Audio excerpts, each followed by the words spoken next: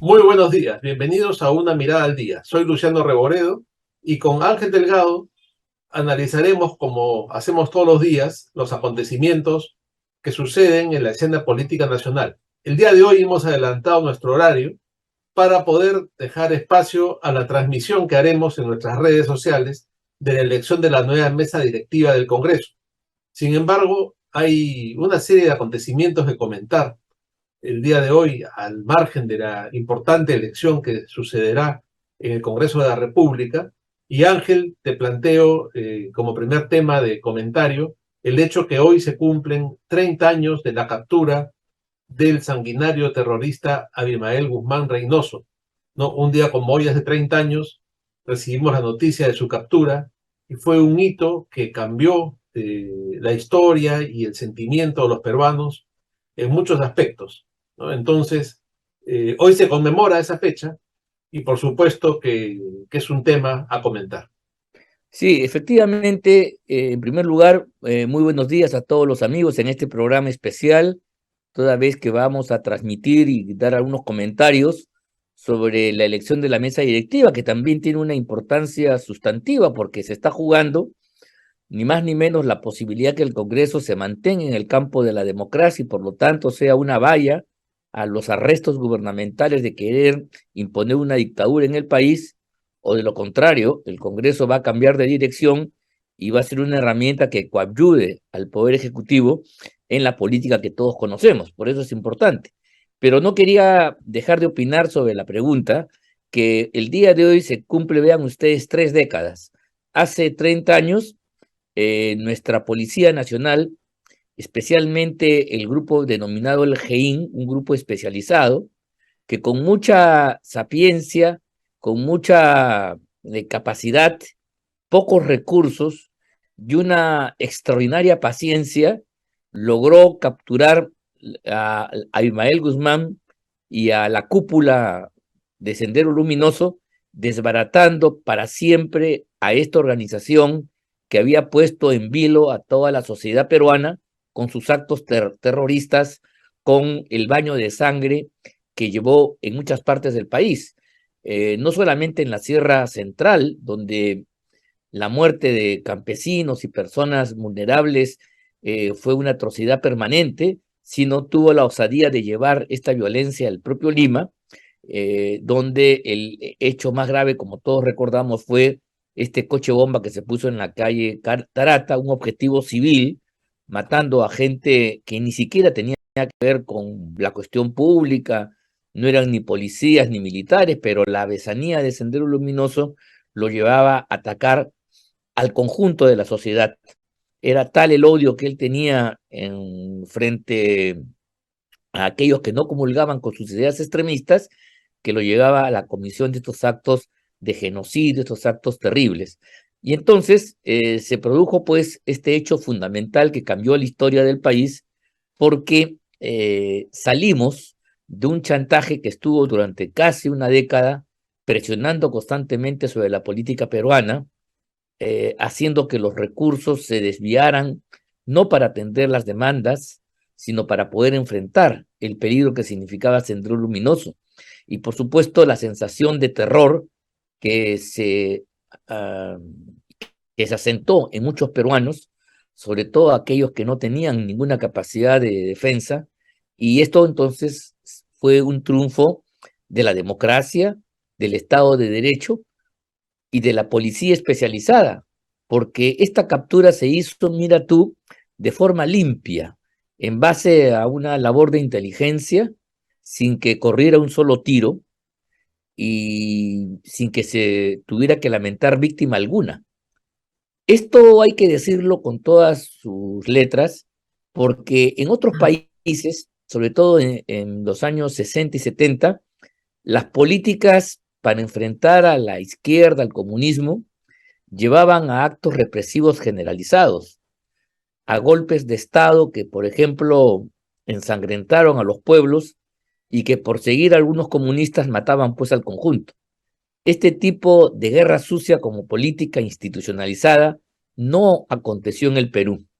Y por más que el Callaraje ha intentado levantar a través de algunos sectores de la Comisión de la Verdad el concepto de terrorismo de Estado para decir las cosas por su nombre y afirmando la verdad. La política peruana para luchar contra el terrorismo no recurrió al terrorismo de Estado como política oficial. Es verdad que hubieron algunos excesos, hubieron actos despiadados de algunos oficiales, personal de tropa, que cometió actos criminales y ahí están registrados.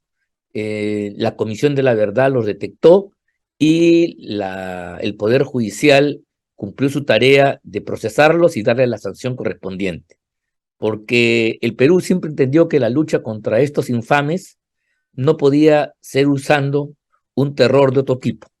Al terror no se lo combate con el terror, y eso fue una divisa que tuvimos todos los peruanos y las fuerzas encargadas de combatir a Sendero Luminoso. Entonces, esto es importante, porque tenemos que sentirnos orgullosos de que esta acción para combatir a uno de los grupos terroristas más feroces del mundo, sin duda alguna, lo que algunos autores llaman el tardo maoísmo, fanático y sanguinario al extremo, no tuvimos que recurrir pues a lo que pasó en Yakarta, allá en Indonesia, en 1965, ni a un golpe de Estado a la brasileña, ni tuvimos que recurrir a las acciones también represivas a ultranza que se hicieron en Chile o en Argentina, que causaron muchas víctimas y que hasta ahora es un problema latente. En nosotros eso no sucedió. La amenaza vino de Sendero Luminoso y como correspondían, las Fuerzas Armadas y policiales tenían que repeler militarmente a estos agentes que declararon la guerra al Perú, pero repito, no fue política oficial ni se usó de modo generalizado lo que se llama la guerra sucia o el terrorismo de Estado. Y la captura de Guzmán creo que es la mejor demostración de ello, de que se actuó dentro del marco de la ley, respetando los procedimientos jurídicos, incluso manteniendo con vida a los propios agresores, que por cierto su vida no valía nada, pero la generosidad y el respeto a la ley de los peruanos que estuvieron en esta lucha, especialmente lo del GEIN, es encomiable porque mantuvieron este compromiso y esta actitud por encima de todo. Creo que eso es un activo que al final orgullece, nos llena de orgullo, porque implica que nuestras Fuerzas Armadas y las fuerzas policiales actuaron dentro del marco del respeto a las normas constitucionales, a los derechos fundamentales, a los procedimientos jurídicos, y no se usó de modo sistemático, generalizado, la guerra sucia. Los excesos que se cometieron, que efectivamente los hubo, claro que los hubo, fueron circunscritos a determinados personajes, a determinadas circunstancias que fueron detectadas, condenadas y sancionadas. Pero eso no ensucia en absoluto la acción ni de la policía ni del Ejército Nacional.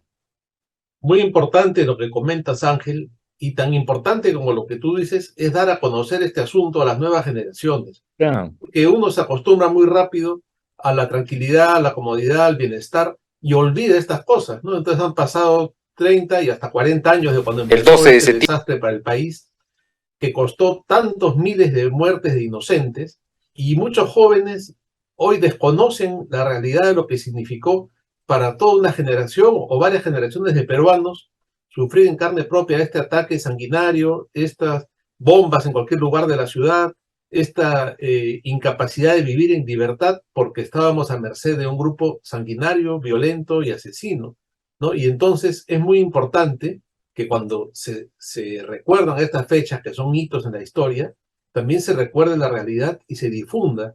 Y también es importante que en la enseñanza escolar y universitaria se recuerde la historia tal cual es, no se tergiverse, como hacen muchas ONGs hoy en día, que hablan pues del terrorismo de Estado y ponen al mismo nivel a los terroristas, a los defensores del orden público, a los defensores de la democracia, ¿no? Incluso poniendo en algunos casos a Abimael Guzmán y a sus cómplices de fechorías y de crímenes como luchadores sociales, como personajes románticos que luchaban por los pobres, lo cual no es verdad, ¿no? Han sido unos asesinos sanguinarios como tú has mencionado, uno de los grupos más radicales del mundo, más violentos y más sanguinarios en cuanto al terror y al terrorismo, que sometieron poblaciones enteras y parte de sus víctimas más importantes han sido los más pobres, ¿no? La Así gente es. del campo, campesinos, gente inocente, gente que por ser justamente del campo eh, y tener poca formación, no eran capaces de entender el mensaje de estos bárbaros, de estos salvajes, y los consideraban personajes retardatarios de la revolución y los mataban a machetazos y hachazos de la forma más cruel. ¿No? Todo esto hay que recordarlo y darlo a conocer y aprovechar estas fechas, ¿no? En ese sentido es importante mencionar que el día sábado hubo una marcha multitudinaria en una parte de la ciudad de Lima que recorrió parte En de Miraflores. Miraflores y acabó en un importante encuentro en la Avenida Diagonal con miles de personas al grito de terrorismo nunca más, recordando esta importante fecha con una serie de líderes sociales y organizaciones sociales. Y otra cosa, que el día de hoy habrá también otra conmemoración organizada por el colectivo 12S, 12 de septiembre. Invitamos a todos a acercarse a partir de las 2 de la tarde a la cuadra 4 de la calle Varsovia, en Surquillo, que es donde está el inmueble en que fue capturado Abimael Guzmán. Luego de eso, se habrá un desplazamiento a unas cuadras de ahí al Parque Héroes de la Paz, ¿no? Entonces, en la calle Varsovia, en Surquillo, esto es por La Calera, en esta zona de Surquillo. Será el primer encuentro donde habrá una pequeña ceremonia y luego de ahí habrá un desplazamiento a este Parque Héroes de la Paz, donde habrá una conmemoración de esta fecha que no hay que olvidarla y que debería estar siempre en el calendario cívico como un día importante para la paz en el Perú y también, por supuesto, para la reconciliación, ¿no? Porque es una página que hay que pasar pero sin olvidar estos crímenes horrendos y este veneno ideológico que aún está presente. Hoy más que nunca hay que recordarlo, Ángel, porque todavía hay organizaciones como Movadef y parte de algunos gremios que mantienen vivo el recuerdo de estos personajes y parte de su ideología, ¿no? Por supuesto, han mutado y se han cambiado algunos aspectos, pero en cualquier momento esa mecha se vuelve a encender y es un peligro latente, ¿no? Y entonces, en ese sentido es muy importante, sobre todo, para quienes no han vivido esos tiempos,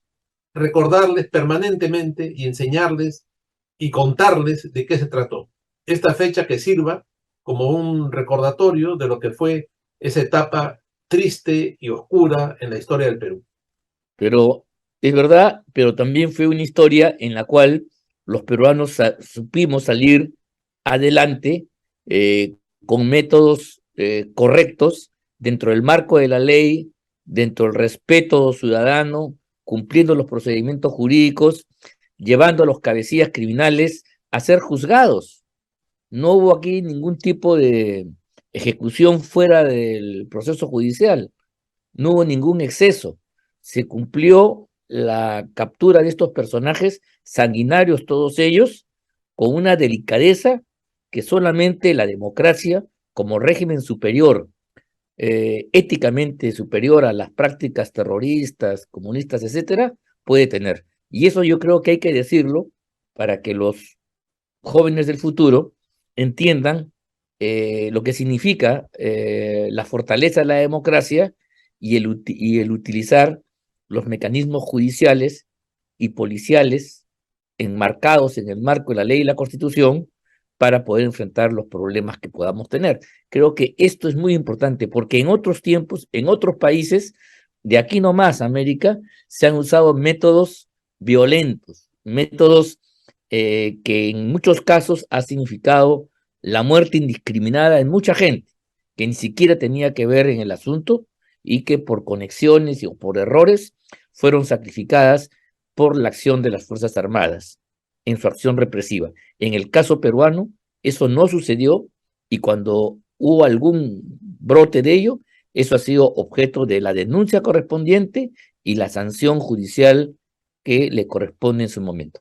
Esto es Muy, una muy distinción importante. muy importante que yo creo que hay que hacerla porque esa es la fortaleza pues de la democracia peruana en relación a las experiencias habidas en otros países que podemos recordar.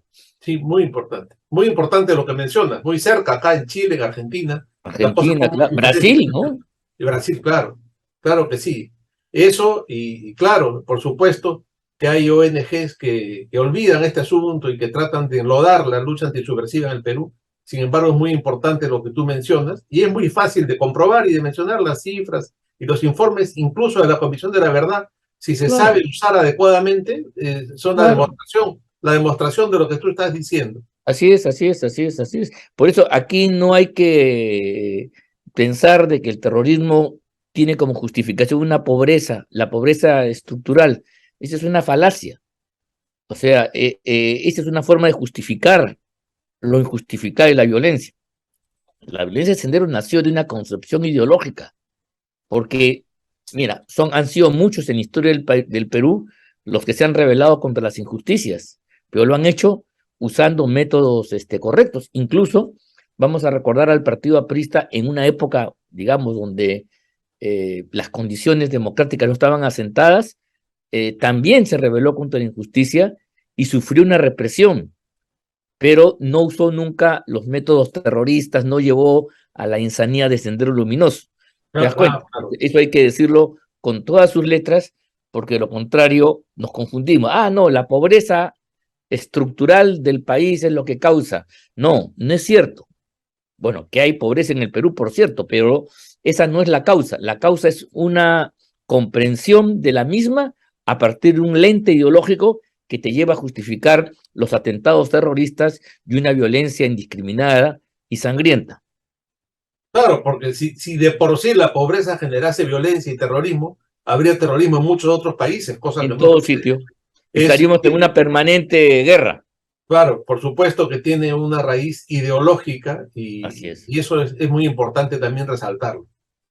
Bueno, reiteramos la invitación para hoy día, a partir de las 2 de la tarde, en la calle Varsovia, cuadra 4, en Surquillo, donde habrá una importante concentración convocada por varios colectivos de defensa de los derechos humanos, la Federación de Víctimas del Terrorismo, el colectivo 12S y PRODE y diversas organizaciones defensoras de los derechos humanos, de la paz y que recuerdan permanentemente estos momentos trágicos de la historia del Perú.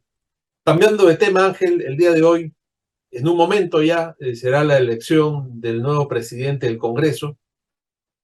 Hay sorpresivamente una gran cantidad de listas que no se esperaba que haya esa cantidad, pero hasta el último minuto del día de ayer se han presentado listas. Ahí tenemos los candidatos.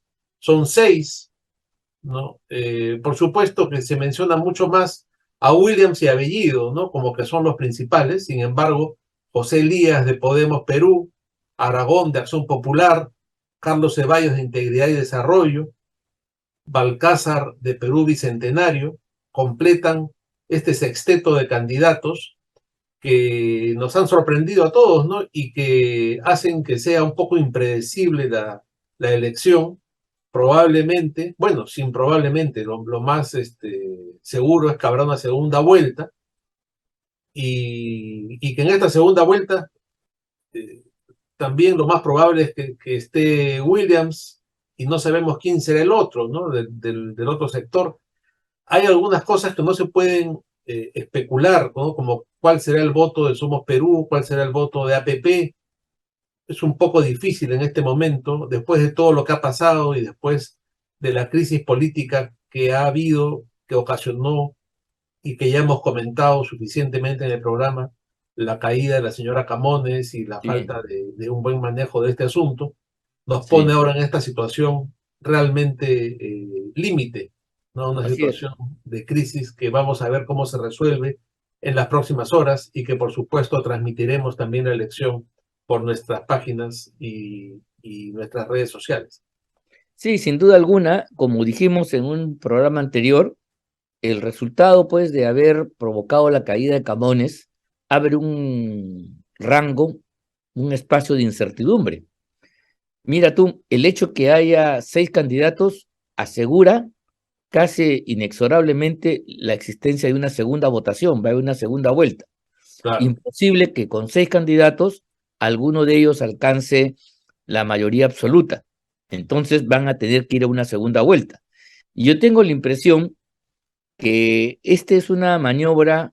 Primero quiero decir en primer lugar que tal como están los ánimos crispados, están más crispados que la vez pasada, donde había dos listas del lado, digamos, democrático, que cuando perdió que alcanzó 16 votos, se sumó y le dio entonces la mayoría a Lady Camones en ese momento. Hoy la crispación es mucho más aguda que entonces, y entonces es difícil que estas fuerzas que se han sentido maltratadas por los que votaron por la censura de Camones, sumándose a Bermejo y compañía, y a la gente del gobierno, ahora lo puedan hacer por Williams.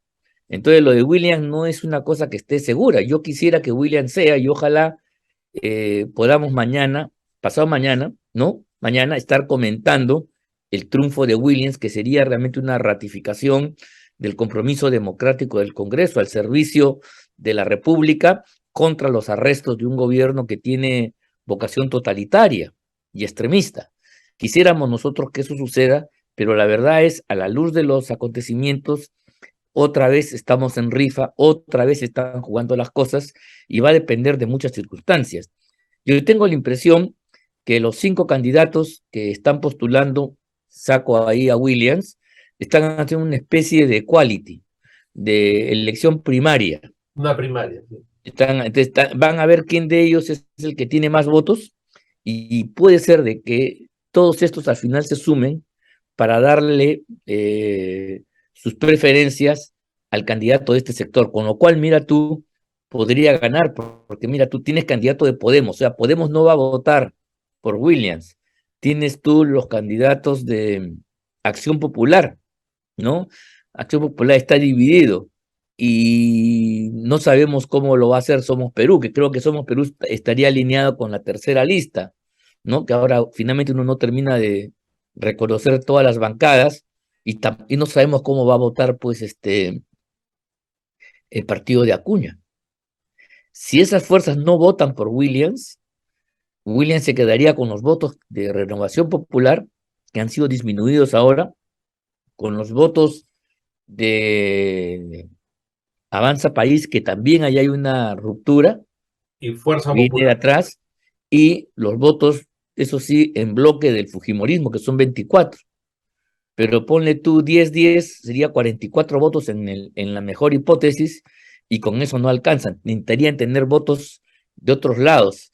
Por eso, si las fuerzas del centro, y estoy hablando de APP, Acuña, estoy hablando de Podemos de Luna, de Acción Popular, y quizás de Somos Perú, en menor instancia, no le suman al voto democrático, la mesa del Congreso podría estar en otras manos distintas a la de Williams y escapar pues al control que ha tenido hasta el momento el Congreso en las 2 últimas elecciones. Y entonces estaríamos confirmando lo aventurero que ha sido sacar a Camones para entregarle el Congreso a otras fuerzas. Esta es una especulación que la vamos a disipar en las próximas horas, pero yo entro al día, entro a esta competencia con esta preocupación. O sea, es un riesgo innecesario que el Congreso de la República, que tiene que estar ahora muy atento para promover la vacancia, las censuras a los ministros incompetentes y promover las acusaciones constitucionales contra Castillo y la señora Boluarte, esté pues enfrascado en situaciones de este tipo, ya perdió un poco el ritmo, perdió la brújula. En el caso de la denuncia que hicimos nosotros, que ya tiene un voto favorable del congresista Soto, que fue el ponente, ha pasado ya 6 semanas, vamos a la 7ª semana, ¿no? Vamos a entrar ya a los 2 meses, 1 mes y medio, de que no se ha cumplido con esta votación. De haberse votado en la fecha, insisto, ya el tema estaría en la permanente y la permanente tendría que decidir si acusa o no acusa, y si acusara, el tema queda en manos del Pleno del Congreso.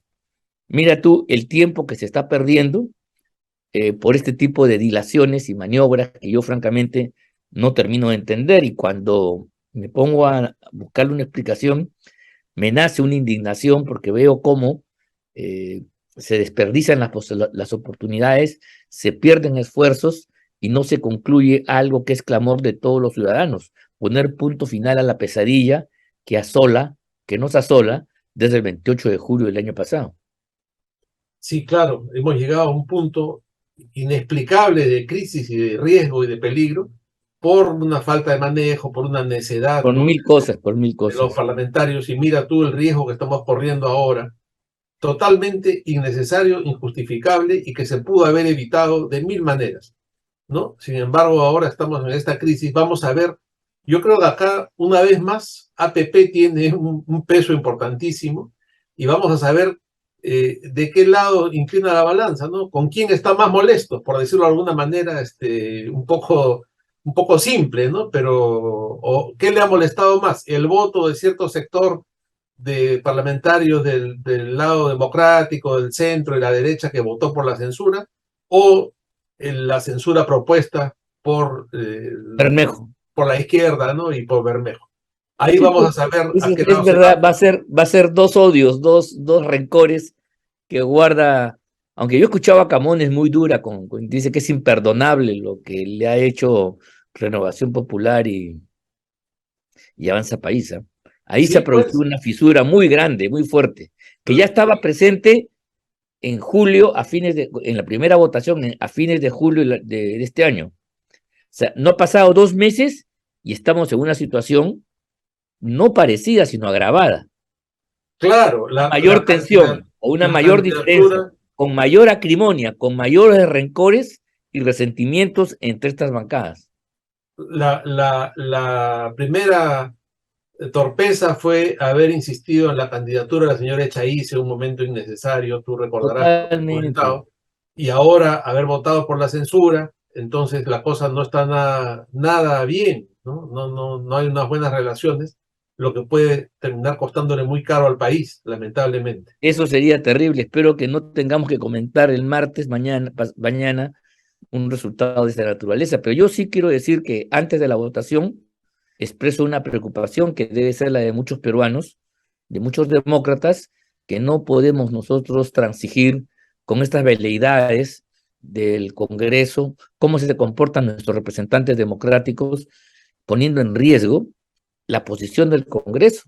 El Congreso ha sido el gran freno, el gran obstáculo, la gran barrera a un desarrollo expansivo del gobierno, y lo Así sigue haciendo. Si esto cambia, si mañana el Congreso es manejado por otras manos, la situación se va a poner más problemática de lo que ya está.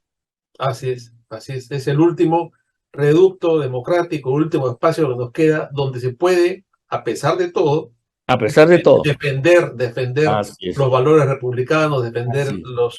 los espacios que nos quedan de democracia, porque si cae el Congreso, la cosa se va a poner color de hormiga. En fin, vamos a ver la transmisión de la elección que ya está en curso. Nuestro programa ha llegado a su fin y mañana comentaremos en qué termina toda esta historia. Así es. Bueno, muy buenos días. Vamos a ponernos todos a escuchar y ver con atención cómo se juega con daditos el destino del país, el destino democrático del país, ¿verdad? En serio, ¿ah? O Así sea, de es grave es la una cosa, sí, cuestión que claro, trasciende. No es un claro que cambio más de directivos, de la mesa, no, no, no. Yo creo que sí. Yo creo que el Congreso hasta ahora, con la correlación que ha tenido con Alba, incluso con Camones, era una garantía de rechazo al gobierno. Si esto se rompe y mañana tenemos otros personajes al frente del Congreso, ya la ecuación deja de ser tal y la incógnita es la que va a dominar el futuro inmediato. veremos, esperemos que no sea así, Ángel. Esperemos que no sea así, efectivamente. Ese es nuestro mayor deseo, que estas aprehensiones que tenemos no se verifiquen finalmente. Muy bien, perfecto. Muy Nos bien. despedimos entonces, será hasta mañana. Hasta mañana.